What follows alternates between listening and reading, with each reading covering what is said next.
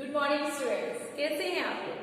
Students, कल के video में मैंने आपको पढ़ाया था आपका आरो भाग फर्स्ट काव्य खंड का जो चैप्टर है गजल के जो लेखक है दुष्यंत कुमार।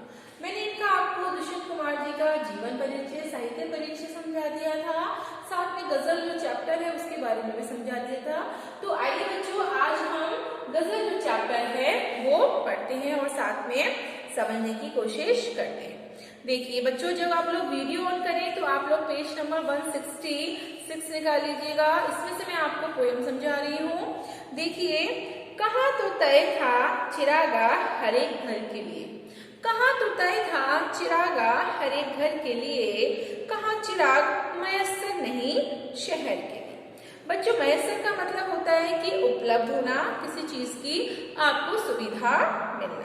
देखिए, कवि कह रहा है कि जब स्वतंत्र भारत में हमने सपना लिया था, जब हमारा देश आजाद हुआ था, तब हमने ऐसा सपना देखा था, ऐसा सोचा था कि अब यहाँ पे हर एक घर में एक चिराग जलेगा, अर्थात एक दीपक जलेगा, अर्थात दीपकों की माला जलेगी। मेरा ऐसा सपना था। कवि कह रहा है कि मैंने सोचा था कि जब हमारा देश आजाद होगा तो हर एक घर में दीपकों की माला जलेगी, अर्थात दीपक जलाए जाएंगे, अर्थात सबको बहुत ढेर सारी खुशियां प्राप्त होंगी, आनंद प्राप्त होगा, सबके सपने जो हैं वो पूरी तरह से क्या हो जाएंगे बच्चों, पूरे हो जाएंगे।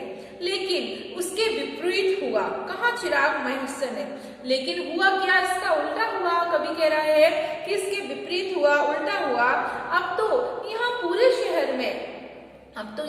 शहर में एक दीपक जलाने वाला भी नहीं रह गया है।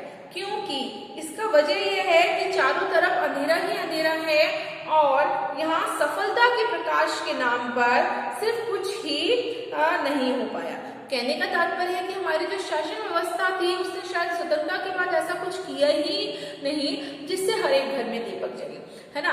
देखिए, वो कहने की कोशिश कर रहा है कि हमारे जो समाज का सपना था, हमने सोचा था कि हमारा जो देश है वो आजाद हो गया है, उसमें कहीं ना कहीं हर एक घर में खुशियां आएंगी, दीपक जलेंगे, लेकिन ऐसा कुछ भी नहीं हुआ, बल्कि उल्टा ही हो गया। और तो और हर एक तरफ, चारों तरफ और सिर्फ क्या रह गया है, अंधेरा रह गया है, चारों तरफ अंधेरा ही अंधेरा है और अब तो यहाँ कोई भी दीपक जलाने वाला नहीं है, अर्थात सफलता के नाम पर या प्रकाश के नाम पर यहाँ पर अब कुछ भी नहीं हो पाया है। कहने का, सोचने का तात्पर्य है कि जब हमारा देश आजाद हुआ तो हमने सोचा था कि हमें सफलता मिलेगी, चारों तरफ प्रकाश ही प्रकाश होगा, लेकिन ऐसा कुछ भी नहीं हो पाया है। सेकेंड, देखिए, यहाँ दरख्तों के साए में धूप लगती है, यहाँ दरख्तों के साए में धूप लगती है, चलो यहाँ से चले उम्र भर के लिए, चलो यहाँ से चले उम्र भर के लिए।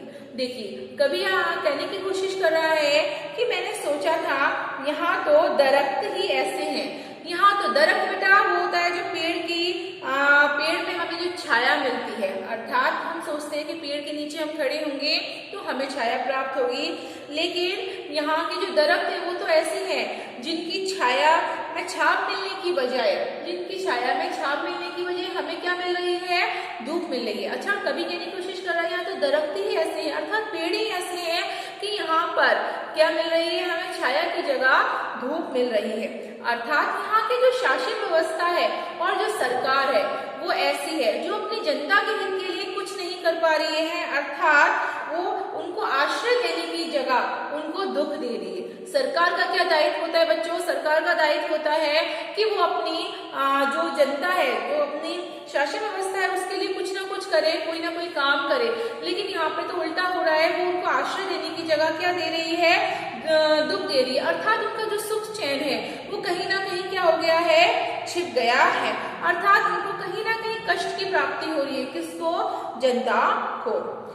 चलो यहाँ से चले और उम्र भर के लिए, अर्थात उन्होंने सोचा था कि आजादी के बाद हमारा जब देश आजाद होगा तो हमारे जो नेता हैं, है ना, वो देश के लिए कुछ ना कुछ करेंगे, सुख चैन का काम करेंगे, जिससे हमारी जो जनता है थोड़ी सी सुखी होगी, अच्छी होगी। लेकिन अब तो यहाँ ऐसा लगता है जब कोई देश के लिए ऐसा कुछ कर ही नहीं लगता तो हमारा मन ऐसा करता है कि चलो अब यहाँ से चले जाएं उम्र भर के लिए और कहीं और जाकर हम रहें, अर्थात ये देश और शासन व्यवस्था को हम छोड़कर कहीं और चले जाते हैं।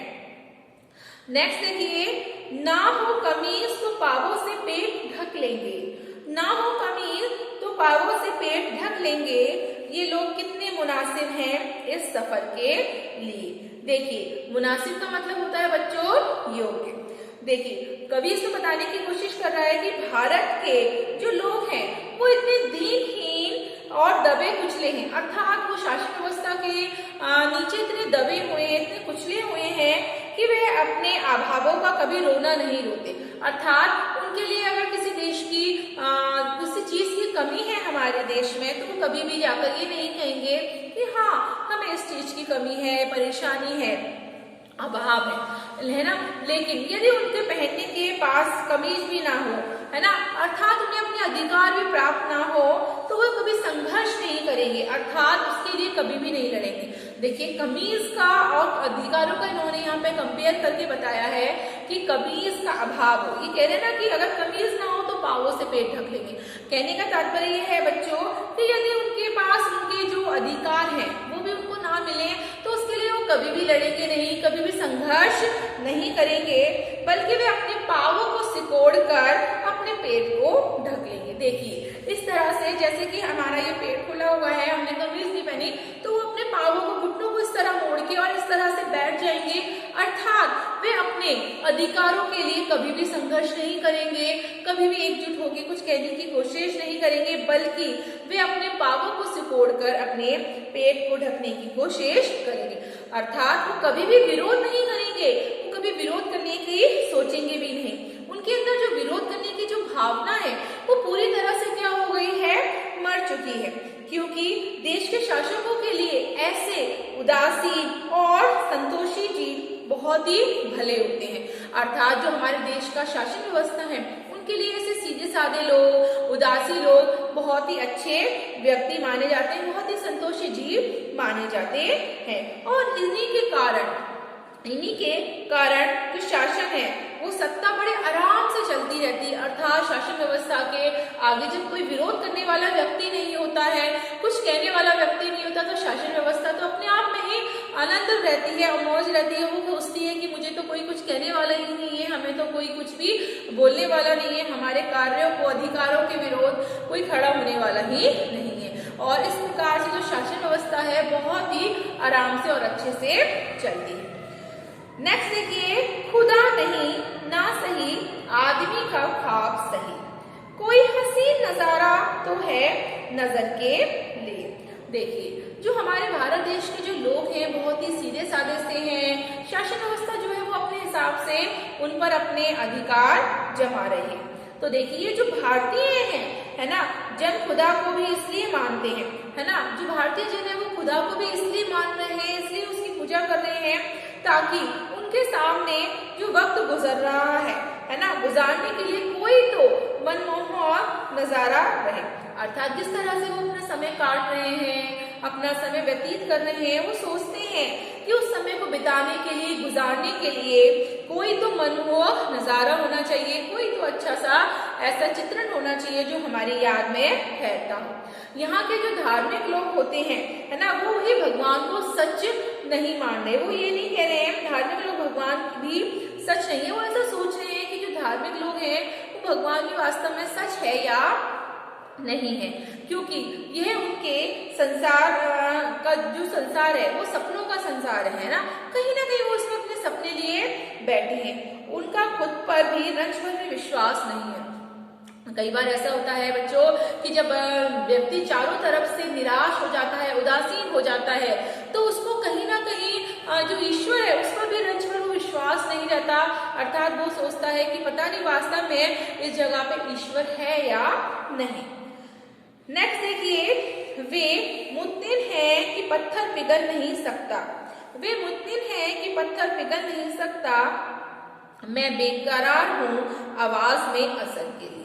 कवि कह रहा है कि वे मुत्तिन है, अर्थात समाज का जो शोषित वर्ग है, अर्थात समाज का जो शोषित वर्ग, पीड़ित वर्ग है, वो पूरी तरह से विश्वास किए बैठा है कि सत्ताधारी लोग जो हैं वो दिल के पत्थर हैं। अर्थात हमारे समाज में जो ऐसे व्यक्ति हैं जो पीड़ित हो चुके हैं, सरकार के द्वारा शोषित हो चुके हैं, उनको पूरी तरह से जो पीड़ित किया जा रहा है ना, तो वो ऐसा मान के बैठे हुए हैं कि सरकार है, जो शासन व्यवस्था है, उनके सीने में दिल नहीं है बल्कि पत्थर है।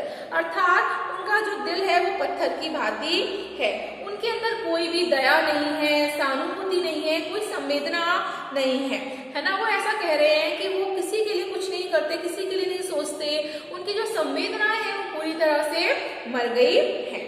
मैं बेकरार हूँ आवाज में असर के लिए। लेकिन हमारे जो कवि हैं दुष्यंत कुमार जी, वो कहते हैं मेरा ऐसा मानना है, अर्थात मेरा ऐसा विश्वास है कि आवाज में असर हो तो सत्ताधारी भी पिघल जाएंगे। यानी कि वो अपनी तरफ से कोशिश कर रहे हैं कि मैं अपने इस देश के लिए, देशवासियों के लिए, प्रिय जनता के लिए कुछ ऐसा करूं, कुछ ऐसा काम करूं कि वो कुछ उनके लिए सत्ताधारी जो है वो पिघल जाए।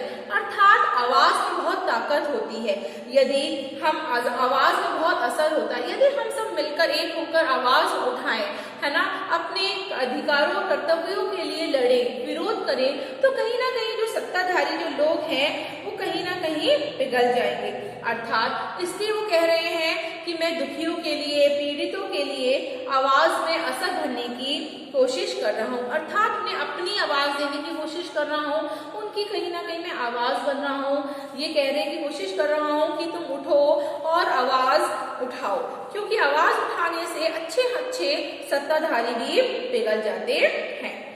नेक्स्ट है, तेरा निजाम है सिलते जुबान शायर की।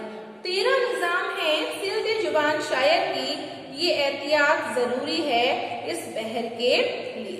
देखिए कवि जो है वो कहने की कोशिश कर रहा है जो सत्ताधारी हैं, जो हमारा शासन वर्ग है, शासन व्यवस्था है, वो तभी सुरक्षित रह सकती है, तभी सेफ रह सकती है जबकि शायर लोग जो हैं वो चुप रहें। अर्थात जो शायर लोग क्या करते हैं बच्चों, शायर लोग डायरेक्ट तो कुछ नहीं कहते, लेकिन वो इनडायरेक्टली अपनी शायरी में, अपनी शेर व शायरी में कुछ ना कुछ इनडायरेक्टली उनपे कमेंट्स करते हैं, अर्थात उनका विरोध करते हैं।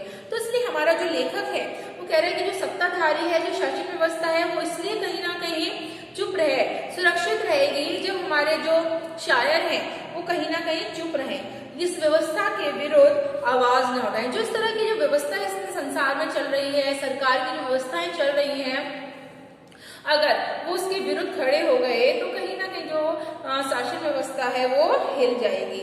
और उनके शासन के लिए ये जरूरी भी है, ये सावधानी जरूरी भी है कि वो चुप रहें, क्योंकि परंतु दूसरी ओर हमें अपने जमाने में उचित बदलाव लाने के लिए अपनी आवाज को बुलंद भी करना होगा। देखिए एक तरफ तो हमारे जो दुष्यंत जी वो ये कहने की कोशिश कर रहे हैं कि यदि हमारी शासन व्यवस्था तभी सुरक्षित रह सकती है जब हमारे जो ये शायर लोग हैं वो चुप रहें, उनके विरुद्ध कोई आवाज ना उठाएं, उनके विरुद्ध कुछ भी उल्टा सीधा ना बोले, तभी हमारा ये जो शासन व्यवस्था है सुरक्षित रहेगा।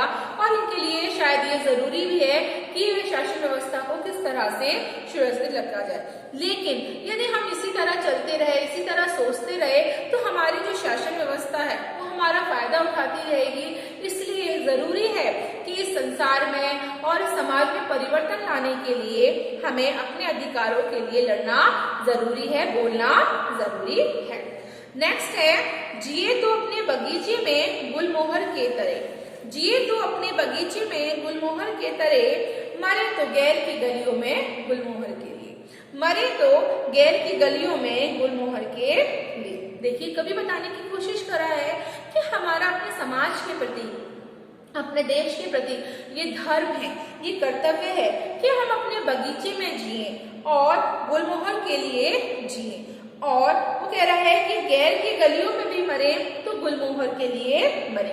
जैसा कि बच्चों आप लोग जानते हैं गुलमोहर जो होता है एक पेड़ का जो फूल होता है, पौधा होता है, वो होता है। तो बच्चे कहने का तात्पर्य है, कवि कहने की कोशिश कर रहा है कि यदि हम जिए, अगर हम जिए जिंदगी को तो अपने देश के अधिकारों के लिए जिए, कर्तव्यों के लिए, हमारा समाज के प्रति जो भी कर्तव्य बनता है उसके लिए जिए।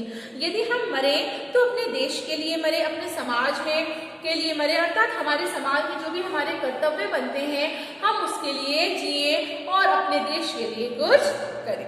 तो सो स्टूडेंट्स, आपका जो ये चैप्टर था गजल आज कंप्लीट हो गया है। Thank you.